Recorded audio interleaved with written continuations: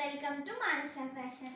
ముందు card set పెట్టానండి, చాలామంది తీసుకున్నారు, మళ్ళీ తెప్పించమని అడిగారు. మీ అందరి కోసం మళ్ళీ కార్డ్ సెట్ సేమ్ కలర్ అందులోనే తెప్పించానండి. సో మీ అందరికి చూపిస్తున్నానండి కార్డ్ సెట్ ఎలా ఉంటుంది అనేది. విత్ పాకెట్ వస్తుందండి కార్డ్ సెట్కి.